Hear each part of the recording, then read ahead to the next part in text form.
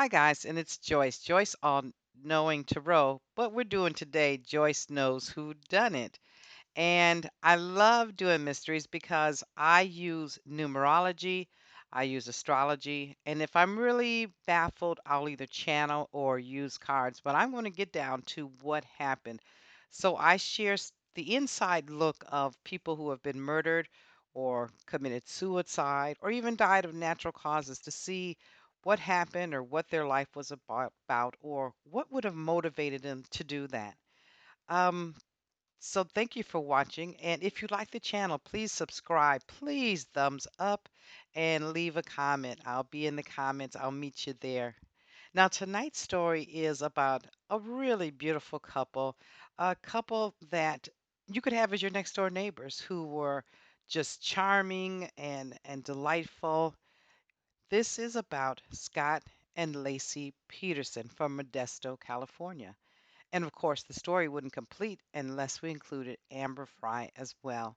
So we're going to I'm going to give you the story, then we're going to look and see what I really want to know is of Scott, if Scott did it, because I actually had someone in my comments say Scott didn't commit the murder. So I want to know if he did, number one. And number two, I want to know, did Amber know more than what she said she did?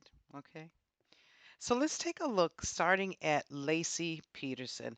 And Lacey was a student in Cal Poly. That's the name of the school. I don't know if that's Polytech, but you guys will know. She was a student and she was out with her girlfriend, and they had gone out to dinner to a particular restaurant. And in the restaurant was a very cute waiter, and it was Scott. And he served them, and there were flirtations and things going on. And Lacey left her telephone number, which is like kind of the the bad decision, but that's what she did. She left her telephone number for them, and they began to date, and it was getting better and better. And 2 years later, they got married. Um, the funny thing was, I wasn't really confident, and I think that Scott wasn't really confident if he really wanted to be married, but he got married. I think he did what Lacey wanted him to do. In 2000, Lacey decided she wanted to have a baby. Now, Scott was not really for it. He had been putting her off from having a baby, and Lacey was the kind of lady that Lacey got what Lacey wanted, and she wanted to have a baby. So it took her about a year and a half, and she actually did finally get pregnant. She revealed it to Scott. Although Scott seemed like he was happy, he actually wasn't very happy. He was very disappointed because he did not want to be tied down. He really didn't want to be committed to having a baby and raising a child. And I don't think he was very sure even if he wanted to stay in the relationship. Scott was a player, point blank and simple, and he loved the ladies and he wanted to have the opportunity to be out there and do his own thing. Um, Scott was actually a fertilizer salesman. And so, being that he was a fertilizer salesman, he would travel a lot. He would go to trade shows and conventions, and he loved that because he got a chance to do his own thing, to be on his own, and to play the role as if he were single and hanging out in the bars and partying with people and putting his ring in his pocket and just having a gay old time and not have to think about his wife who was in Modesto, California. One night he went into a bar and met this lady named Sean. And they were talking and flirtatious and everything. And one of the first things that Scott said to her or asked her was, "What's your favorite sexual position?" Now, as for Joyce, that's when, I walk out in the other direction. You don't ask me something like that and I don't even know you. But he did. And then he told her that he was a horny bee. B is for a child that doesn't have a father. So figure that out for yourself. That's what he said. Well, it ended up that Sean laughed it off and she said she wasn't interested and he showed her the ring, said he was engaged. He didn't seem to really care that much about it. Well, obviously because he had a whole wife at the house. But she said no, but she said, "I have a friend that you might want to meet. She's a massage therapist, and she would like to meet. She'd probably like to meet you, or she'd probably like to go out with you. Now, Sean said that was her friend, but I'm thinking that is more of a frenemy because believe me, if you ask me what my favorite sexual position is one of your first questions for me, I'm not responding to that. I'm leaving, but I'm certainly not going to connect you with one of my friends. But anyways, they did. And in enters Amber Fry. She was 27 years old at the time. And she met Scott maybe a few weeks later when he came back down to visit. And they hit it off. And in fact, he seduced her the very first night with roses and I think chocolate covered strawberries and everything else. And he really started to like her a lot. Well, as they dated for a while, what happened was one of Amber Fry's friends got in touch with Scott, with Amber not knowing and saying, "Hey, I know that you're married. I saw you with your wife in Modesto, and you've got 3 days to tell her. If you don't, I'm going to tell her." So now Scott is freaked out. He doesn't want to get divorced and pay for all that child support and alimony and all of that. And at the same time, he doesn't want to lose Amber. So he waits a few days and then he tells Amber that he actually had been married and he lost his wife. Now, as for me, I'm thinking, you lost her where? What are you trying to say to me? But he never definitely said she was dead, but he put it that way. And Amber took the bait and jumped at it and assumed that this wife was dead. So now we're on December 6th. We've moved on a bit. And that is when like I said, Scott tells Amber he lost his wife. And he says, "This is going to be the first Christmas I spend alone." So Amber, being the person that she was, she, decides that, well, let's spend time together and all of that.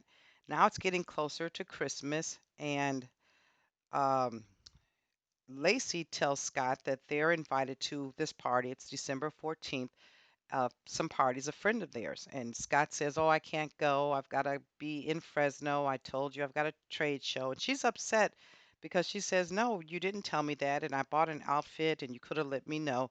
And he says he's going to be spending the night because it's 100 miles away and he's going to be tired. And that's the picture that you've seen, if you've ever seen. If you don't, Google is your friend, of Lacey sitting in the chair, and she has a red outfit on, like a top and a bottom, and that's the outfit that she wore for the party that their friends were having. That Scott didn't go because Scott actually went to another party with Amber. In addition to that, Scott also started doing research and he started looking at the waves and the tides in the San Francisco Bay. He wanted to see. Well, he says, I'm gonna put it like that. He says he wanted to know that because he wanted to catch fish. However, let me just throw that in there. When he was interrogated, he couldn't even tell you what kind of fish he was looking for. He didn't even know what kind of fish were in that particular bay. Father actually calls Scott. I'm sorry, before he calls Scott, he calls 911 and he puts in a missing person, telling her that she's 8 months pregnant. She could be having the baby anytime. We don't know where she is. The problem was the person that should have been calling, Scott, did not call. And as a matter of fact, Scott came back from that it was he was looking at San Francisco Bay, but she actually was found in Berkeley Bay, and that's where he had taken her body. But he got back from Berkeley Bay, ate some pizza, took a shower, and then tells her parents that she's missing. And upon hearing that, they're wondering, did you call the police or anything? And then Lacey's stepfather calls the police and reports her as missing. The family uh, and their friends do a whole search. There's a park close by. They search over in that park because they ended up finding on the 24th, actually, one of Lacey's friends found her golden retriever with on a leash and just in the house or outside of the house by the park. And so the family and friends just walked all over that park, determined to find Lacey. She's too far along. She would not have given up her whole life and ran off. And in fact, her SUV was still at home. So there's just no way that she would have left. But they did a foot search. They didn't find her at all. They had a uh, in fact, the family the next night had a candlelight vigil for Amber, and Scott was there, but he was way off to the side. He didn't participate. And at that time, Lacey's family didn't suspect him because they thought that maybe he was just grieving in his own way. They didn't realize that he didn't try to get on camera or get up close to what was happening because he did not want Amber to know that that was his wife that was missing. As a matter of fact, he ended up calling Amber to say that he was in Paris, although he wasn't. He was right at the vigil, that he was in Paris and that they were shooting off fireworks and celebrating the holidays, and he was standing by the Eiffel Tower, um, just trying to lie about where he was. So on now the news has hit worldwide. Well, at least across the United States anyways. And everyone heard about Lacey Peterson and wondering where she is. On December 30th, Amber sees it and then she calls the Modesto police because she lives in Fresno, California. She calls and she admits that she's been having an affair with Scott and she did not know Scott was married. This is the break that the police meant needed. The police always suspected Scott, but they didn't have all the pieces to put together to make the story, seamless. So they asked Amber to record every phone call that she had that Scott would call into her. And she did. She was asking him a lot of questions about, was this your wife and what's going on and what happened. And finally, Scott admits to her that she's gone. She wasn't coming back. And this is the break the police needed. Right after um, it was put on the news that Amber was Scott's affair, his lover, his mother, Lacey's mother, realized what was going on. And she got in contact with Scott and she was just upset and she wanted to know where her daughter was. And all she wanted to do was to be able just to bury her daughter. What was really Scott's undoing? Scott was already talking to the police because it's automatic that they if a spouse has been murdered or is missing, they're going to talk to the other spouse. They were in the process of putting the pieces together, and I think he realized that because he had supposedly had went out to that Berkeley Bay many times, not announcing himself, but off in a distance to see if they had discovered anything at this point. Then he unravels the story his own self when he does an interview with Diane Sawyer and saying that he didn't do it, he didn't know anything about what happened. And yet, when people watched that interview of him, it was like, oh, yeah, you did that. You did it. To add insult to injury, it hadn't been just a few months, and Scott sold Lacey's SUV. If your wife is missing, she might show back up. Why are you selling her vehicle? And then he turned right around and was in the process of trying to sell their home after only a couple of months. Why would you sell their home? She might be coming back. Or if she doesn't, there's memories there of her and your soon to be son, but you wanted the house to be gone. You wanted all of that erased, but you weren't going to be able to get away with it. And 6 months later, on April 13th, 2003, a couple was walking their dog by the Berkeley Bay, and lo and behold, a fetus, a dead fetus, floated up to the shore. They contacted the police, and as the police are getting this fetus and trying to, figure out whose is it or what is going on, the very next day, Amber's body floated up, I should say. Now, they didn't know it was Amber because it was just a body. It was just the torso. Her head was cut off. Her arms and legs were cut off as well. But they did find that she had on some tan maternity pants and a maternity bra. They did the autopsy on her and the child. They saw they were related. That autopsy told them that it was a boy. The fetus was a boy. The autopsy and the DNA test verified that it was Lacey Peterson. As far as the head and the arms off, it's because Scott had made some weights.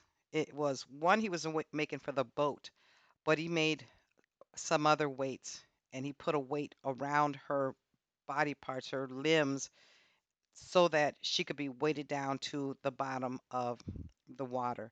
And with all the water inside of her, that's what caused the baby for her to um, expel that child out of her, that fetus out of her. With all this evidence, with the telephone calls that he was making to Amber, with finding the body of Lacey and the baby, the police had what they wanted. Scott knew that the noose was tightening around his neck. He attempted to run away. He dyed his hair blonde. Um, he had cash with him. He was like going through San Diego as if he was going to Mexico. With him, he also had a gun and a rope, and it was presumed, and this is all alleged, by the way, that he was going to shoot Amber. Ultimately, he was captured, and he had the attorney defending him, which was Mark Garagos. And if you've ever heard of Mark Garagos, some of his high-profile clients would have been Winona Ryder, Michael Jackson, the singer Chris Brown. So that's who defended him. But ultimately, he was found guilty of murder. He was on death row, but now they are in the process of commuting his sentence. And by now, they may have commuted his sentence so that he's not on death row, but he'd have life, um, possibly without parole. So now I want to take a look and see what really happened. What was he always a murderer? Was he a murderer at all? Did Amber know? Did did anybody else know? And I'll be right back with you.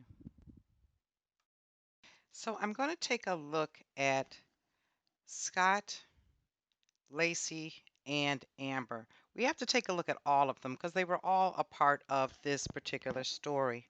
So Scott was born October 24th, 1972 at 9:36 a.m. in San Diego, California. Um, at the time, 2002, when he murdered his wife, allegedly, he was in a number 11 year. And if you watch any of my shows, that number 11 year is not a great number. It's a master number. I shouldn't say that. It's a master number and it's a hard number to manage. You can't add that one and one together, make it a two. You have to keep it because it's a master number. And so number 11 is about tearing things down, carrying extra burden, feeling like the world is coming down on you and everything is so hard on you and you're the victim of circumstance or everyone is against you. That's that number 11. His part of his life he would have been in at the time of this particular time at his age, he'd still be just about coming out of a number one with that 10. So that would have made him, if you're in my class, you know he would have been very independent. He'd like to do things on his own. He was very selfish. It was my way or the highway. I get what I want. I'm the leader. I'm climbing up the ladder. You have to come through me type of person. His life path number is an 8, which means that if he had continued on what he was working in even though it was fertilizer salesman, he could have moved up to something so much better. And he would have had this really abundant life. Number 8 speaks of abundance, and abundance is not just money. It is, but it could be good health, it could be a beautiful home, lots of children, whatever food, whatever is abundant for him, he could have experienced that opportunity.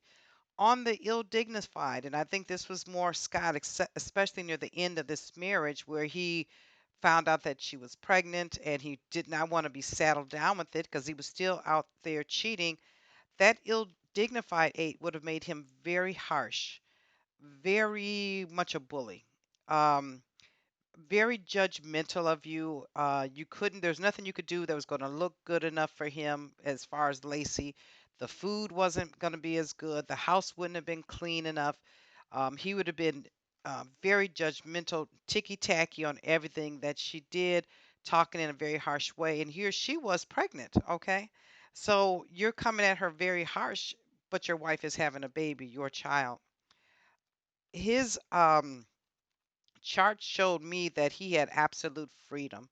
Once again, like I said, when you look at a chart, you either have freedom or you have destiny. And that depends on how many of your planets and sun and moon, as a matter of fact, are in the east side of your chart versus the west side of your chart. And he had complete freedom. However, his conflicts were going to always be public for him, and that is what happened for him. His rising was in Sagittarius. Sagittarius is what he appeared like. So he liked freedom. He liked fun. He liked space. He loved traveling. He absolutely loved traveling. He loved meeting new people and learning new cultures and having all kinds of different adventures. He loved the single life, even though he wasn't. His sun was in Scorpio. That made him secretive and mysterious and even manipulative, intuitive, very emotional, sometimes over emotional. His moon was in Gemini, and that is a kind of strange place for your moon to be because your moon speaks of your intelligence, but his or your emotions, excuse me. So his intelligence were over his emotions. He was restless and he was very bored. So here you've got this Scorpio that loved physical touch. That it's not just the act of sexuality, but it is the human touch, the immersing of souls, because everything Scorpio does is with great intensity. And so we have that along with this Sagittarius loving to travel, loving to be out there on the road, being scot free, not having to think about his wife and his child, and this Gemini who was easily bored. By the time that Lacey was pregnant, he was over it. He was very bored with that situation. His Mercury was in Scorpio. So Mercury is, I think, how do we think? This type of a placement makes him a very angry person, very upset, so much so that when he got angry, his emotions and reactions would be overpowering. You would not be able to stop him. His reason and logic would have went out the window.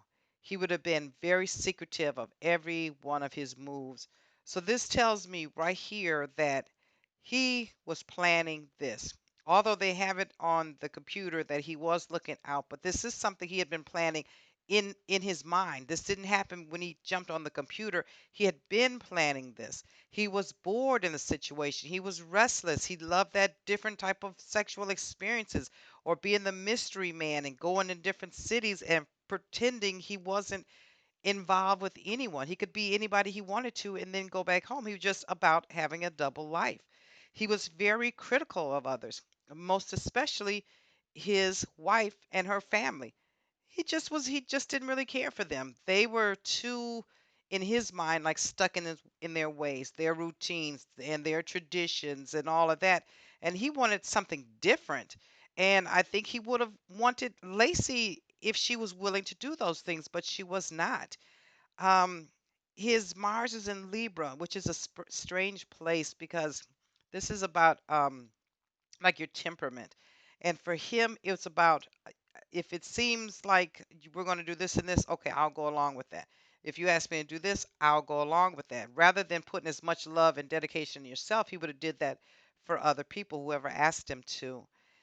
In addition, he was very cool. He has a Jupiter in Capricorn that made him very cool, very concrete, and someone that liked to demonstrate concrete results. Isn't that funny? Concrete results.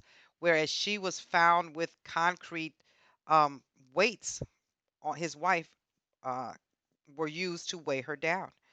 Um, his Saturn is in Gemini, and Saturn is about karmic lessons. And this tells me why he went on Diane Sawyer and do an interview. With that Gemini right there, he thought that he could outsmart everybody. He thought he was smarter. He thought his gift of gab was would be able to talk his way out of this situation, to put on this performance, this facade. This is very Sagittarius. This I can be whatever and Gemini-esque and talk my way out of this and think my way out of this. It only backfired on him. Lacey, on the other hand, her birthday was May 4th, 1974, and we have nine. So she was in a number 4 year, personal year. So for her, that was more about everything had to be right. Everything had to be organized. Everything had to be structured. You need to be on time. We have this event to go to. File those papers over there. Stack that thing over there. And if you didn't, she was going to complain about it. And him feeling that burden of 11 and also criticizing her, this was not a happy household at all.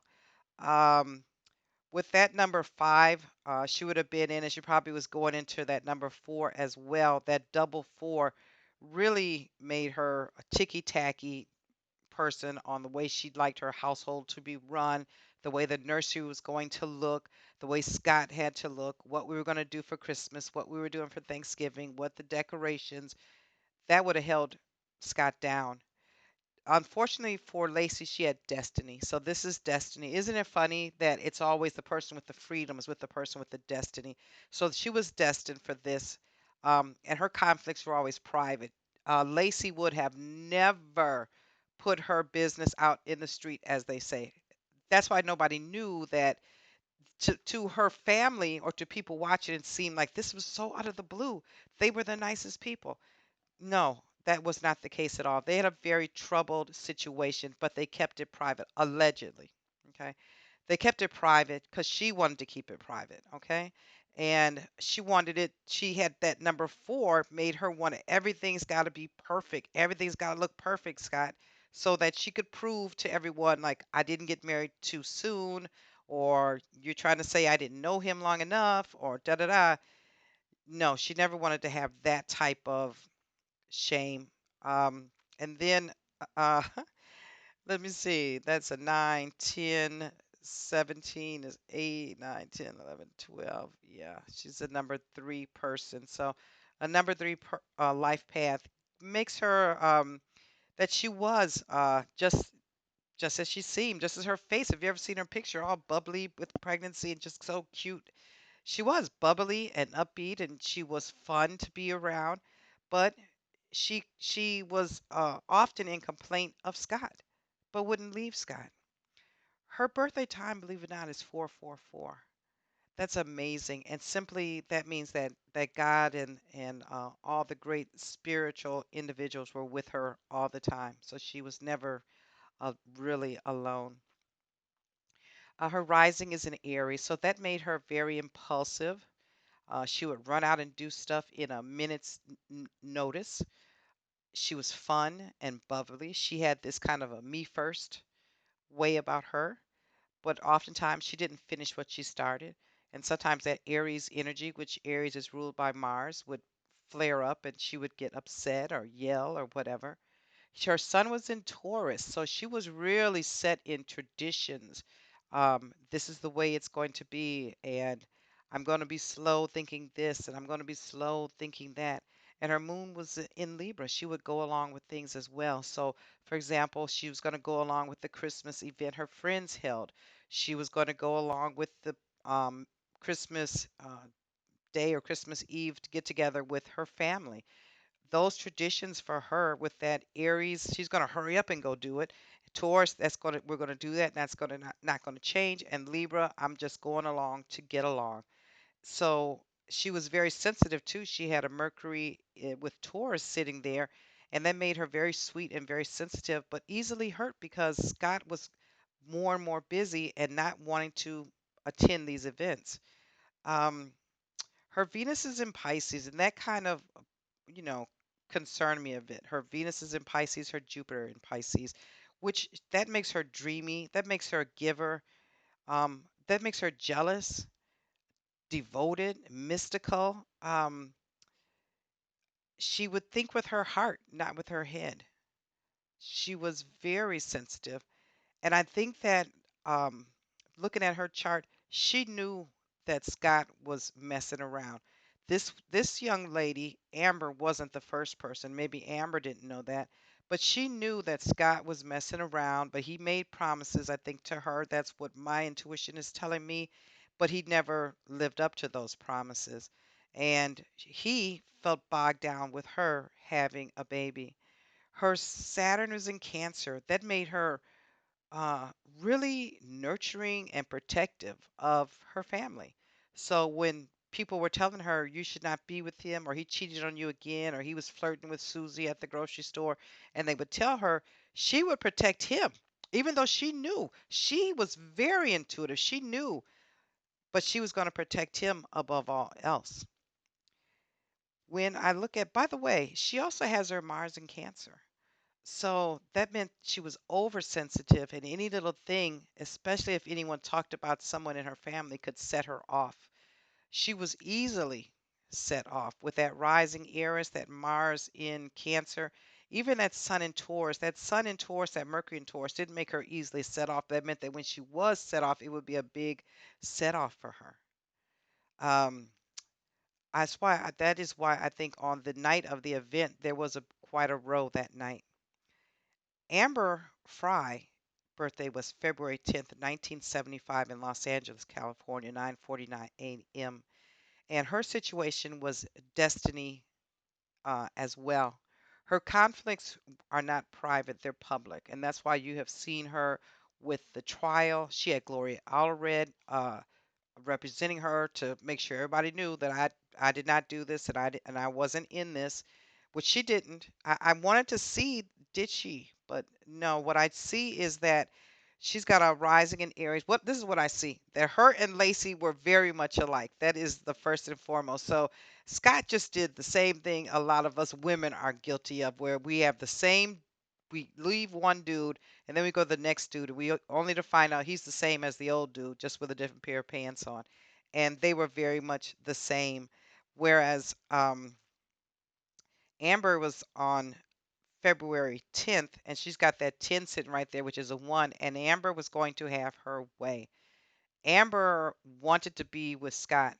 She did not know Scott was married for a time, but when he said that he lost his wife, she just hurried up with that Aries energy. She rushed to the conclusion that she must be dead. And Scott never told her that. He was too secretive. His son was in Scorpio, so he would just let her talk and not say anything. But she was bound and determined, we're going to be together. We're going to be together. And Scott wanted to be together with her. Here she is, younger, attractive, not pregnant. He wanted to leave that whole Lacey debacle, as I'll call it, at home. But her sun was in Aquarius, her moon was in Aquarius, and her Mercury is in Aquarius, and that gives her a stellium, three or more planets, even if it's in your sun, of the same uh, sign. So that made her very Aquarius. Like she would be open to dating someone from out of town without knowing much about them. I got to know your whole life story before we even get to that. But she could do that. She could think outside the box. She could be free and have intimate romances with this particular individual or anything else. She was there for the fun and the love and the conversation. He had that Gemini ability of talking, and she loved that. Her Mars is in Capricorn, so that's not a killer, okay? That's someone that could perhaps get you to do that or perhaps keep your secret, but I don't think that she knew at all. She's very much like Lacey. They both have Pisces and they have both have Aries rising. They both have Pisces and Venus. They have Pisces and Jupiter and Cancer and Saturn. So he was going from one motherly type of lady to the next one. And there wasn't going to be any real difference from her for him. And that's why it was easy for him to have that rope and gun allegedly because he was going to kill her the way he had killed Lacey. So what happened here? Scott was a cheater. Scott was a playboy. Scott was a player. He was a player before he met Lacey. He was a player during their relationship, and he continued to be. Um, Scott went to this trip, as he did with many trips, he met many women, and there was something about Amber that really turned him on. And what he didn't know that was like that Amber that made him excited about Amber, let me say, is that she was like his wife. They were very much the same, and he liked that. Lacey, on the other hand, had a naivete about her. She could have a quick temper, but she was set in her way. She believed in marriage and tradition and having children and all of that, but Lacey wanted it her way. Okay. Lacey had a schedule and an organization for everything. And I don't know this lady at all, but I'm telling you, everything was on a schedule with this lady. Everything. So ultimately, Scott wanted to get with Amber. But really, Scott wanted to get out the relationship because Scott was about Scott. He and Lacey, I believe, had a row that morning, a disagreement. She would have gotten very angry with that Mars and Cancer. She would have been yelling and everything else. And I think that he strangled her. He could have hit her on the head, but I think that he probably strangled her or covered her mouth to shut her up from screaming and hollering, and he killed her. And not only did he kill her, he planned to kill her with that Scorpio sun, that Scorpio with that thinking. He had a plan all along. This was not random, this was something planned, and this is what he decided to do. Amber personal year was a 5. So Amber was that transition person. She was just passing through. She was never going to be committed into this relationship. Amber was just sort of the wrong place at the wrong time. Although she made it clear she wanted to be with Scott, but I don't think that she really even knew what she wanted to be at that time. I think she was fascinated. He was a very good looking guy, tall guy, all of that kind of things. He talked a good game, as most players do. So that's what I think happened with Scott. Scott killed Lacey because he didn't want the relationship anymore. Scott had planned that murder in his mind quite a while ago. It didn't just happen the few days before Christmas. But what set it off that day was the argument because I believe he was telling Lacey, from what my guides are saying, is that they were going to go to this Christmas thing at her mother's house, and he just wasn't doing it. He was just over it because Amber wanted him there for her, and so he couldn't be in two places at the same time. So he got rid of the biggest baggage or the biggest burden he felt for him. And Lacey was gone, and Amber moved on. And Scott what did have the death penalty, but like I said, as we're talking, it's either commuted or in the process of being commuted so that he has life. And thank you guys for listening to that story. Have a great day. Bye bye.